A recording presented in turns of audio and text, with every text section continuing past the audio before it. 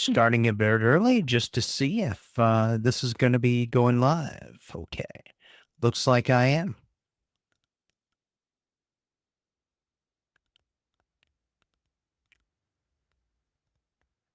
I'm going to pop out this chat. Let's see.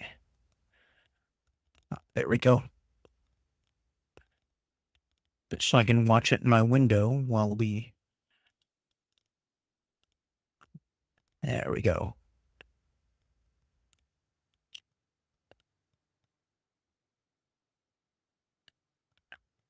We'll start promptly at 7 p.m. because part of leadership is showing up on time.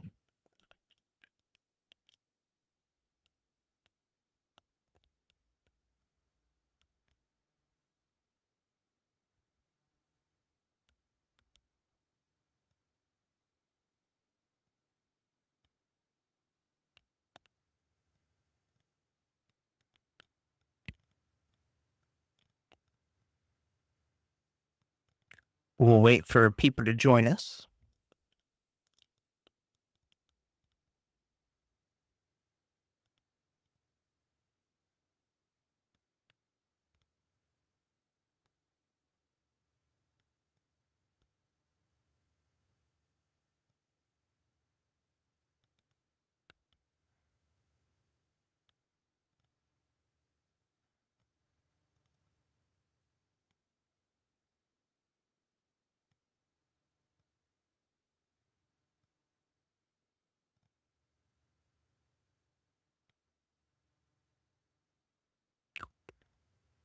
Couple more minutes here.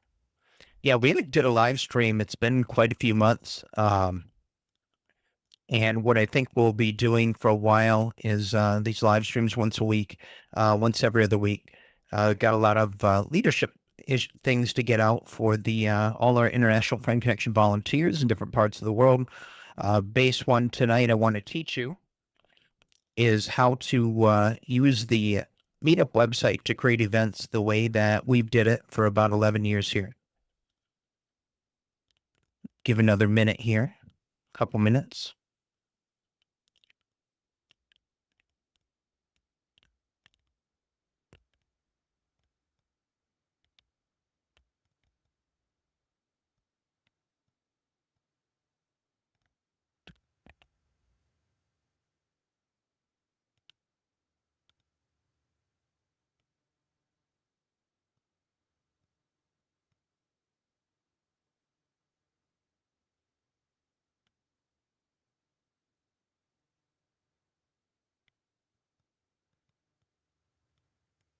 Okay, looks like it's 7 o'clock.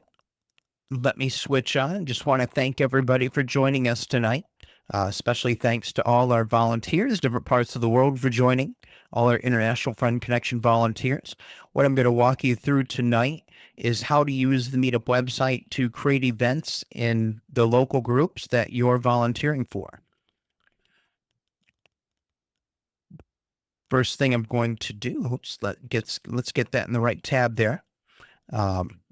So in creating events, there's a lot you need to know. Meetup software is not that hard to use, but some of it can be a little bit counterintuitive. First thing you want to do when creating an event, this is our main group in New York City. If you're one of the satellite groups, things will look different. But Meetup just got a new layout as of a couple months ago. Right now, what is it? We're in November of 2025. Yeah, so a month or two ago, they got a new layout for the website. And so some things changed around a bit. Banner's a little bit smaller. I kind of like it a little bit better after using it. Now, this is about creating events tonight. So first thing you want to do, little black button on towards the right says create event. I wish they would have kept that a red button, but we have a black button. So you click that, little drop down pops down, says create a new event. And then Meetup website will take a couple seconds there to load. Yeah, give you some tips. You got templates. If we've set up templates, we don't really, these are all old templates, so you can ignore that. We've got drafts. I should go clean that out. But yeah, so basically, I don't recommend using generate event with AI. I haven't played around with that. It kind of got added haphazardly while back, so I don't recommend using that. Maybe they'll improve that in the future. Duplicate last event. I'm going to teach you how to duplicate events, so I don't recommend losing this button either. First thing, what you want to do is come up with a good title. And for those of you who are watching, what I'm going to do for our International Friend Connection volunteers, I'm going to give you a custom AI prompt that will rewrite your titles and events for you. Let me grab something to drink for here a minute.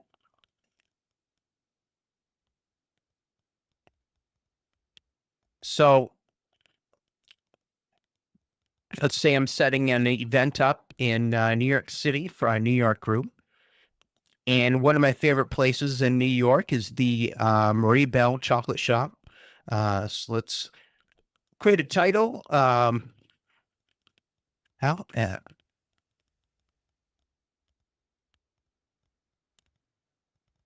going to put hang out at Marie Bell Chocolate Shop and Cafe. And going to put that in the future. Let's see. I'm going to put that for Wednesday, the December 10th. So yeah, just type your title in there, put the date, click the calendar for the drop down, select the calendar, and then put the time. So I'm going to say 6 p.m. Wednesday, December 10th. And duration, generally, I don't recommend setting an event more than 2 hours. 1 to 2 hours is good for our events. And this is true with virtual events. I don't like them to be too overly long, especially with new organizers. Puts a lot of pressure on them. But as you get more advanced, you may want to set a longer event. You can even select a start and end time. If you go select an end time, it will pop up this for an end date. Like, let's say we were going to like Motor City Comic Con in Michigan for 2 days. We were staying overnight in a hotel. We could start it on Saturday and put it to Sunday. But I always just use the 1 or 2 hours. So let's say if we're going to Marie Bell in New York, let's just set it up for 1 hour. We want to, we got to find a photo. So you can make one up in Canva. Usually what I'll just do, I'll teach you what I do. Now, I'll do a Google search for Marie Bell, New York City, and it's on Broome Street. Yeah, Marie Bell's a great place. Here's a great photo. So what I'll do a search in Google. I'll select images, and then I'll just grab one of these images here. This is a great image right here. Sometimes I'll grab one with the logo. That actually may be a lot better image. So what I can do, I can right click, save that image. And I'm going to save this here. Yeah. So yeah, I just saved that image. And now I'm going to go back to my event. I'm going to go pick photo. They also give you a link to a photo library of free photos that you can use. So I'm just going to click my event and put it on the, they got a new thing for caption. I'm just going to type a little caption here. And then there's a zoom as well. So you can kind of zoom your image in and things like that if you need to. So I'm going to go ahead and click save. It's going to save that. And then we're going to write our description in the next box. There's a little bit of rich text features like bold, italic, bullet lists, numbered lists, links, things like that.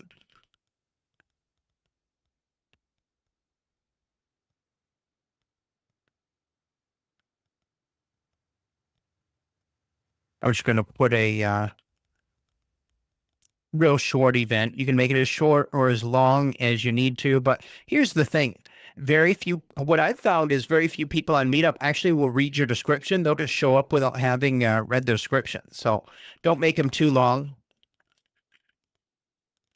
And like if you're doing a virtual event or you have a speaker, now this is a Meetup Pro feature. I don't think this is on regular Meetup. So you can click the speaker box, type in the speaker name, type in a biography about the speaker, upload a photo in any of their social media. So that's pretty cool. They added that. we're not going to use that. Now, topics. Oh, one thing about writing descriptions, now Meetup search is keyword based. So it's going to read your description. And when people search for the words that's in your description, you're going to be more likely to show up. That's different in the past year than how it used to be. But also, these topics can be important. So you want to make sure you select all 5 topics. Very popular one is dining out on Meetup. Sometimes that doesn't see, sometimes it will come up, but oh, there's dining out. Okay, select that. We always say meet new friends, social, this international group. So, and we do a lot of events for shy people. So sometimes I'll put that in there. So make sure you add all 5 of your topics there. Yeah, they suggest selecting relevant, wide range of topics. And sometimes if you can integrate these words into your description, that may help you rank higher in the Meetup search listings, because used to you could sort the listings by like the order of things that were going on, or the dates that they were going on from like let's say I want to see events this week, I could sort them in chronological order. That's no longer a thing. It's all controlled by their algorithm, who sees what event. Now, here's the next for the location. In person's pretty easy. I'm just going to put Marie Bell in there. Let's see. See that it's not giving us the exact location. See, it's not. So you've got to check your location in your map pin. Like, see, it's saying it's there, but I don't know. The one I like is on Broome Street. So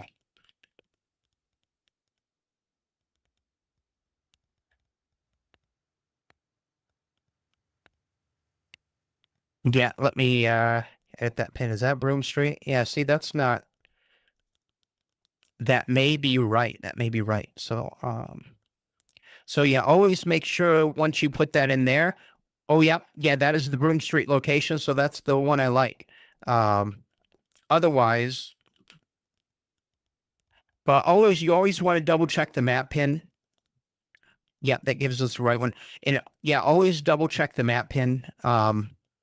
Because you want to, oh yeah, that is the proper location. Yeah, always double check, because I've gone to Meetup events and I followed the map pin and I've ended up in the wrong location. And I emailed the organizer and I'm like, hey, I went to where the map pin was. He's like, well, the address actually shows a different location. We're at the different location. So always double check your map pins. How to find us? Meet us in the back in cafe. Yeah, so that's what I'll put there. Host, if you want to add a secondary host.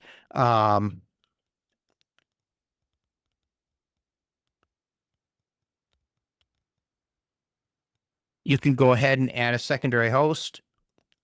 I may pick on my organizer, Vicky, a little bit. Let's see if I can find her here. Well, I can't find her right now, but if I want to add somebody else from the group, just put them in there. You can have as many hosts you want. And then if it's a paid event, Meetup actually lets you charge for events. There are some options here. You can choose from PayPal or just getting so they have 2 options, PayPal, direct from member. And then you can choose currency. You can choose the amount. They got early bird pricing.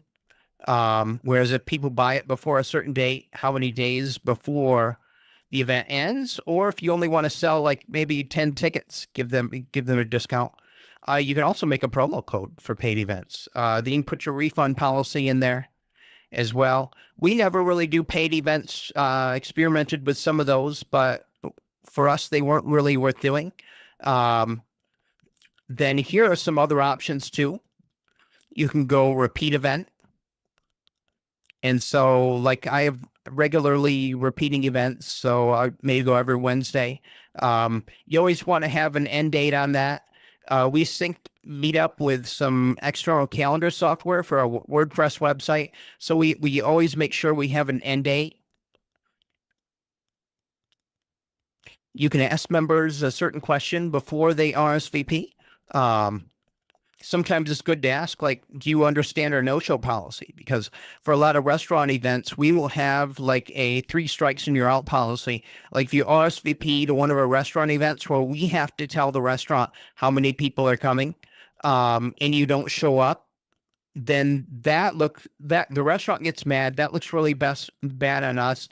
And there was somebody else in that waiting list that would show up. So we don't really tolerate no shows. It's like 3 strikes and you're out of the group. Some people find that's harsh, but we have to preserve our reputation among the local restaurants in the area. So you do that. You can have an attendee limit. Like if you want 8 people, a dozen people. Oops, wrong one. Attendee limit.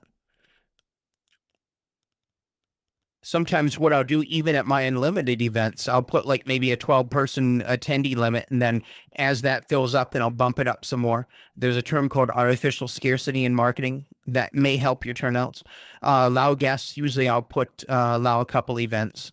And then we never use these RSV open time and close time, but they can be useful. You can set an RSV open time to a date in the future if you don't want to take RSVPs yet, or a close time to maybe like 2 days. Let's say, well, this is handy. If you got to give a restaurant the final total like 24 hours before, set your close time to 24 hours before your event. And then you call the restaurant and say, hey, 8 people signed up, 8 people are going to show up. Then this is a Meetup Pro feature registration form. You can add all kind of questions to it, whatever kind of information you want to add there. And that's kind of it as far as the registration form goes to. Now, I showed you all the settings. One thing I forgot to show you is virtual events. So if we are doing a Zoom event, all you have to do is in the location box, you just click online and then you put your Zoom link in there. If you're doing YouTube Live, put your YouTube Live link in there. You can actually connect this to your Zoom account, and then Meetup will generate a Zoom link with Zoom, so that you can use a new link every time. A lot of my Zoom events, I'll just use the same link every time. And then this is something for Meetup Pro hybrid events. So like if you're running a conference and there's a way for people to join and participate online as well as local, you can have the local address as well as like a Zoom or other platform link on there so that you can run a hybrid event. But we never really experiment with that. Would be kind of cool for our local groups. Sometimes what we do, like with our Sarasota group the other night, we called in for our Michigan group and Sarasota group, and people could see each other for a bit. Hope to do that with our Japan group. But yeah, this is kind of all the options here. So, and what you do, I'll show you something important. So let's say you've got this all set. So normally, here's what we do. We fill out the title, fill out the date, the duration, upload a photo, upload the description, choose our 5 topics, find our in-person location or our online location. If it's going to be a weekly event or whatever, I'll repeat it, and you can go every week, every 2 weeks, or every month. That's kind of cool. Attendee limit. Sometimes I'll put attendee limit. Usually I'll allow 2 guests. And then what we do is you can preview it. It'll kind of show you what it looks like. So yes, you can go over the details. Yep, it's the Wright Murray Bell on Broome Street, my favorite one. When I get to New York, hopefully get there again next year. Check to make sure everything is right. And then what you want to do, you just click publish. So here's something too. So you can announce it now, or you can announce it later. And before you announce the event, there'll be a black announce button on the event. So if you don't want to announce it today, we can wait a while and then come back to this event and click the announce button. But if you don't click that button and you create the event more than a week in advance, once it hits 1 week, Meetup should auto announce it. So another thing I like to do, I like to send a reminder a couple of days before the event, personal email from me. I'll show you how to do that too. Actually, we may cover that in a future session. I just want to go over announcing and creating events tonight. But yeah, that's just kind of the gist of creating a meetup event, not too hard.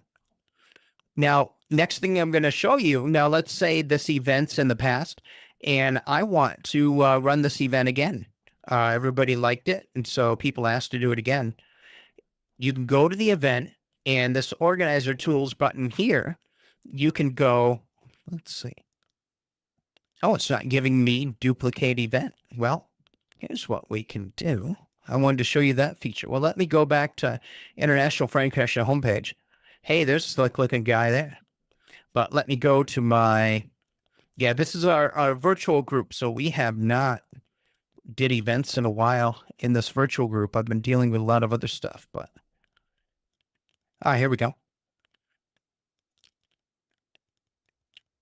So let me go back to one of our old virtual events and I'll show you how to duplicate event. Oh, this is cool. So now in the old event, instead of clicking, usually you have to click organizer tools and then it would let you duplicate the event. But now there's just a duplicate button on the right here, which is super cool. So just click that duplicate button on the right if you want to run that event again. It will copy everything in. Like, look, it copied our title, copied. Oh, actually, you know what? We have Meetup Pro, and so you have the ability to create network events, which you click a button and it will create an event in all of your groups. Sometimes it will mess up the time zones, so just click your time zone again when copying.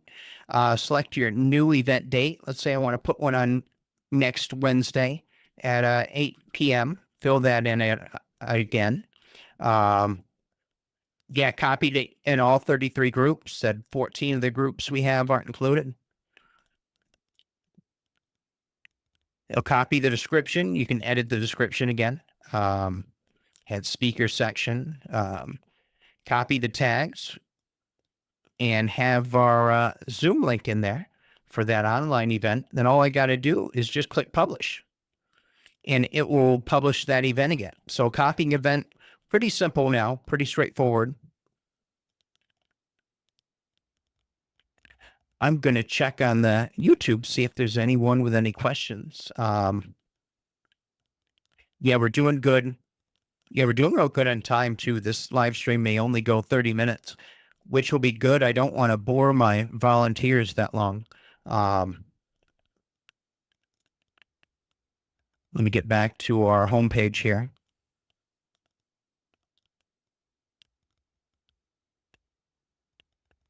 Well, I am going to go to one of my other local events.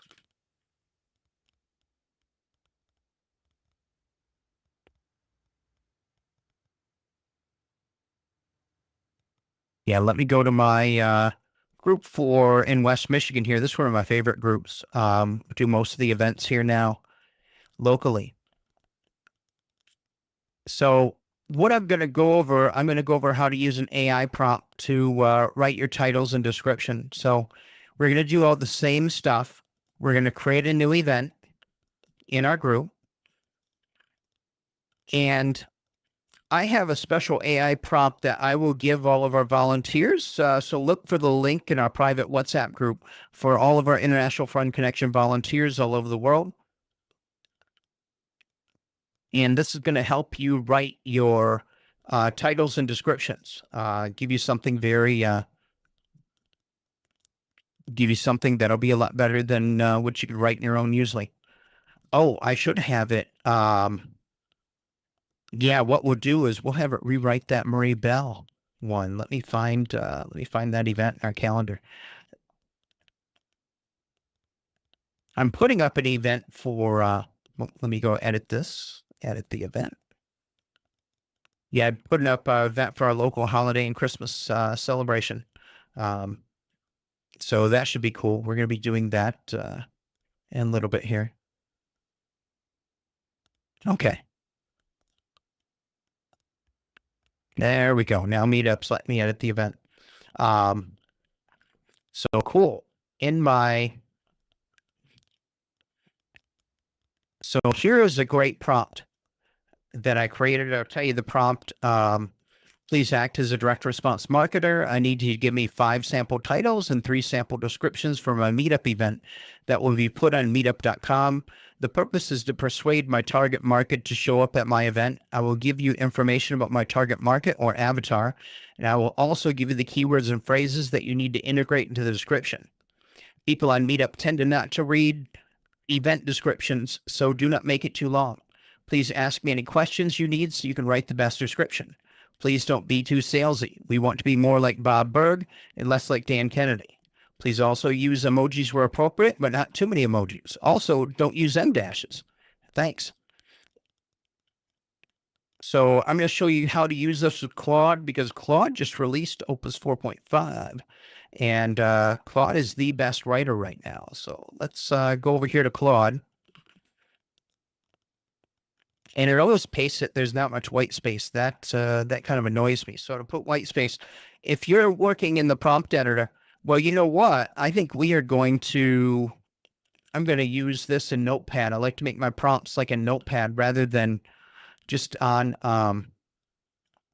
just in the Claude prompt, because then sometimes I'll hit return or enter, and then we'll start running a prompt before I want it.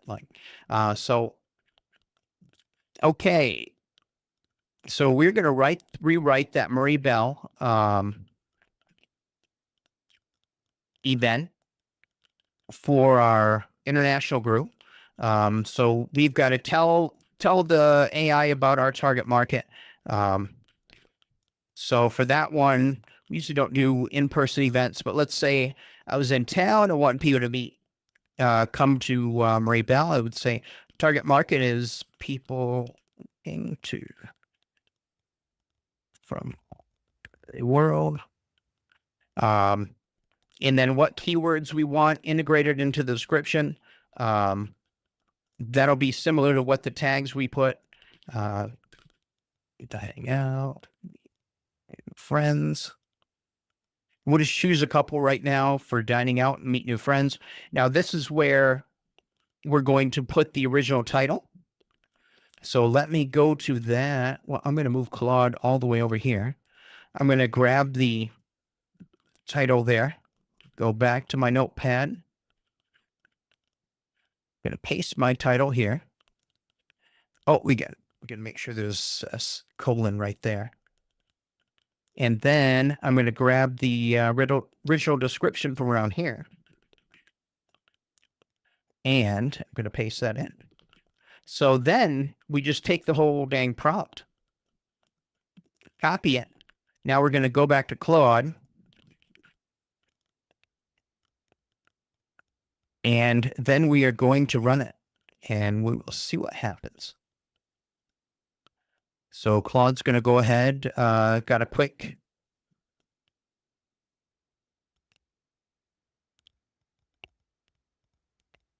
so now it's going to ask me questions to write the best description. So it's asking me for the vibe of Marie Bell.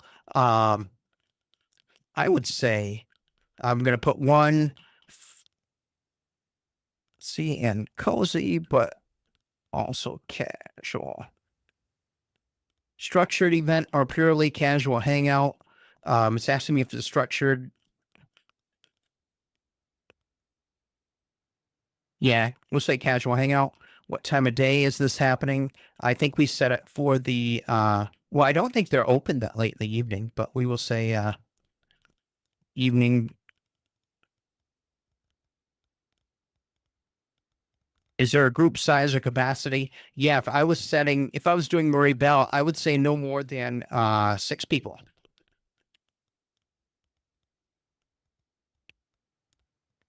Oh, it's asking me about call to action. This is for the group in New York City.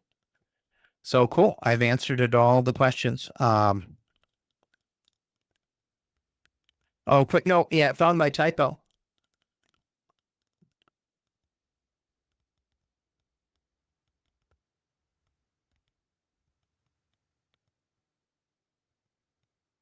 I'm just going to tell it that friends is the correct word. Now let's see Claude work its magic.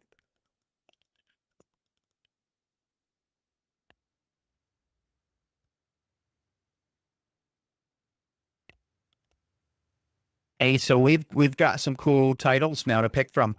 Chocolate Conversation, New Friends at Marie Bell. Sweet Evenings Out, Meet New Friends at Marie Bell Cafe.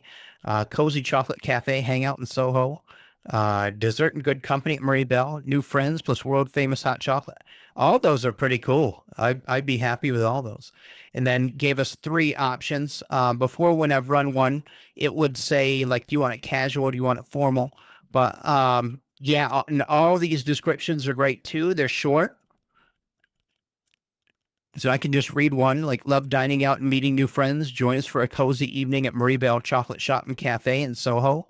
We'll grab desserts, sip on their famous hot chocolate, and enjoy great conversation in a relaxed setting. Whether you're new to New York City or haven't been here for years, come say hello.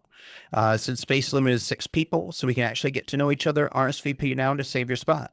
Yeah, and all these descriptions it wrote up was great. So now what I'm going to do, I'm going to say, oh, let's pick this one's kind of fun right here. Sweet Evening Out. I'm going to pick that one, and then I'm going to go home, go here where the title, paste that in. Actually, I like the, I like how it put that little chocolate bar emoji. So I'm going to add my chocolate bar emoji in there. That is Windows period. If you're working in Windows, you want to pop up the emoji toolbar. And then we're going to replace it with the new description. I'm just going to click Option A, and then, whoops, in the same browser. Sometimes I'll do that a bit weird. There we go. And then, yeah, I'll put some white space in there so it's easier to see. So it's broken up there. There it is. And then I can go save changes. So yeah, and like I said, I'll give you the link to that Google Doc with the prompt and the our WhatsApp chat group there for our volunteers. But yeah, look, and then it changed the whole description there, and it changed the title. So yeah, and that's it. That's pretty much a definitive guide to making events on Meetup, the way we do it here at International Friend Connection. Once you get the hang of it, it's pretty straightforward. Oops, I'm showing the wrong screen. I should move back to my live mode there. There we go. Yeah, I'm getting the hang of streaming again after not doing it for a while. Hooked up second monitors, so I have Streamlabs on a different monitor there. But I think we're good for tonight. Appreciate everyone coming out, and appreciate all the future volunteers taking a look at this tutorial. Hopefully I've answered a lot of your questions, more than confused you. But you have any questions, feel free to post them in our WhatsApp group. Some of our great volunteers like Vicky and Becky and Professor M and Scott and all of our great volunteers in different parts of the world will help you answer those questions as well as I can. Just hope everybody has a great week ahead of them, and we'll look forward to seeing you later. And we'll look forward to seeing some of you at an actual